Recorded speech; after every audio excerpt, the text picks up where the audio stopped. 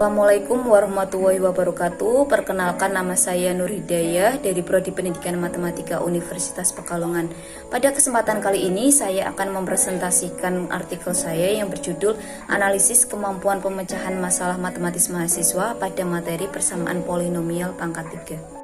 Yang pertama, pendahuluan. Pada perguruan tinggi, mahasiswa memasuki taraf belajar yang mengarah pada pengembangan pengetahuan, perubahan pola pikir ke arah yang lebih logis dan realistis, serta pembiasaan diri untuk lebih mandiri.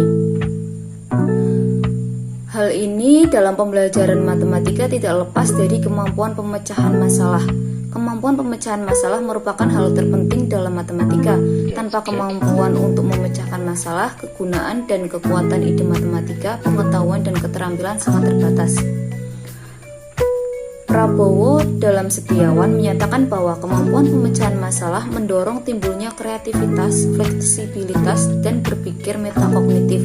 Jadi mahasiswa akan merasakan makna belajar matematika melalui pemecahan masalah. Mahasiswa yang mempunyai kemampuan pemecahan masalah matematis yang baik dapat mentransfer kemampuan pemecahan masalah tersebut dalam memecahkan masalah di kehidupan sehari-hari. Kemampuan pemecahan masalah sangat penting dan perlu dikembangkan dalam pembelajaran matematika. Akan tetapi, pada kenyataannya masih banyak jenjang pendidikan yang belum optimal dalam memecahkan masalah. Hayat dalam Rambe dan kawan-kawan pada tahun 2020 mengatakan bahwa rendahnya kemampuan pemecahan masalah siswa di Indonesia dibuktikan dengan adanya hasil tes yang dilakukan oleh dua studi internasional, yaitu Program of International Student Assessment pada tahun 2018 dan Trend in Mathematical and Science Students pada tahun 2015. Hasil survei yang dilakukan PISA pada tahun 2018 untuk kemampuan pemecahan masalah, Indonesia mendapati peringkat 73 dari 79 negara peserta. Kemudian untuk tim sendiri, yaitu Indonesia mendapati peringkat 45 dari 50 negara peserta.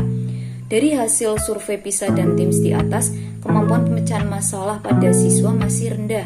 Di lain pihak, pada taraf kemampuan pemecahan masalah matematis untuk mahasiswa dalam menyelesaikan soal materi lingkaran diperoleh rata-rata hasil 38% mahasiswa dapat merencanakan penyelesaian, 28% berhasil melakukan perhitungan, 22% pada penarikan kesimpulan. Sebagai pembeda, pada penelitian ini akan diujikan kemampuan pemecahan masalah pada materi persamaan polinomial pangkat 3. Berdasarkan uraian di atas, tujuan penelitian ini yaitu untuk menganalisis kemampuan pemecahan masalah matematis mahasiswa pada materi persamaan polinomial pangkat 3. Metode penelitian. Jenis penelitian ini yaitu kualitatif deskriptif. Tempat penelitiannya di Universitas Pekalongan dengan subjek penelitian yaitu 34 mahasiswa semester 6 kelas sore Prodi Pendidikan Matematika. Teknik pengumpulan datanya yaitu metode tes. Soal tes yang diberikan yaitu satu buah soal dan tidak dilakukan analisis butir tes karena tes menggunakan soal olimpiade. Selanjutnya, hasil dan pembahasan. Tampilan soal sebagai berikut. Soal telah diujikan kepada 34 mahasiswa. 7 mahasiswa telah berhasil menyelesaikan soal dengan benar, 13 mahasiswa menjawab soal tetapi kurang tepat, dan 14 mahasiswa tidak menyelesaikan soal kemampuan pemecahan masalah. Hasil tes mahasiswa yang berhasil menyelesaikan soal dengan tepat telah melakukan tahapan-tahapan polia dengan benar. Dan pada tahap penyelesaiannya ada beberapa tipe penyelesaiannya sebagai berikut.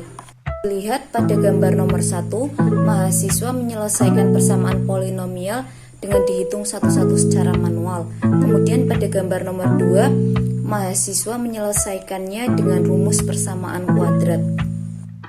Pada gambar ketiga, pada tahap perhitungan akhir, nampak mahasiswa mengelompokkan persamaan polinomial menjadi 2 faktor. Kemudian 2 faktor tersebut dipecah lagi menjadi faktor-faktor paling sederhana.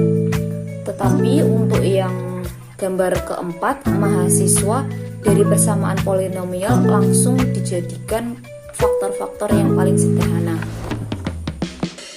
Kemudian untuk hasil tes mahasiswa yang menjawab soal tetapi kurang tepat, ada dua tipe kesalahan, yaitu ada mahasiswa yang salah dalam merencanakan penyelesaian dan ada juga mahasiswa yang sudah merencanakan dengan tepat tetapi salah dalam pelaksanaannya. Gambar nomor 5 nampak mahasiswa kurang tepat dalam merencanakan penyelesaian, yaitu terdapat pada baris keempat. Mahasiswa mencoba mengurangi kedua ruas dengan 2, kemudian mengeluarkan X agar didapat faktor lain, dan faktor lain tersebut difaktorkan lagi menjadi faktor paling sederhana dan didapat jawaban. Akan tetapi jawaban ini ada yang kurang tepat, tidak sesuai dengan soal karena rencana penyelesaiannya kurang tepat. Kemudian pada gambar nomor 6 dan 7, mahasiswa sudah melakukan rencana penyelesaian dengan tepat, akan tetapi ada kesalahan pada proses pelaksanaan rencana penyelesaian. Terakhir yaitu simpulan. Berdasarkan uraian pembahasan di atas, 34 mahasiswa yang diberlakukan tes kemampuan pemecahan masalah, 7 mahasiswa berhasil menyelesaikan soal dengan benar, kemudian 13 mahasiswa menjawab soal tetapi kurang tepat, dan 14 mahasiswa tidak menjawab soal. Untuk mahasiswa yang menjawab soal dengan tepat, itu memiliki strategi pemecahan yang berbeda-beda. Kemudian untuk mahasiswa yang menjawab soal tetapi kurang tepat, ada kekeliruan pada rencana strategi pemecahan masalah dan juga pada pelaksanaan rencana strategi pemecahan masalah. Akan tetapi pada dasarnya, untuk mahasiswa yang menjawab soal kurang tepat, pada dasarnya sudah memahami permasalahan soal. Sekian presentasi dari saya, kurang lebihnya mohon maaf. Terima kasih atas perhatiannya. Wassalamualaikum warahmatullahi wabarakatuh.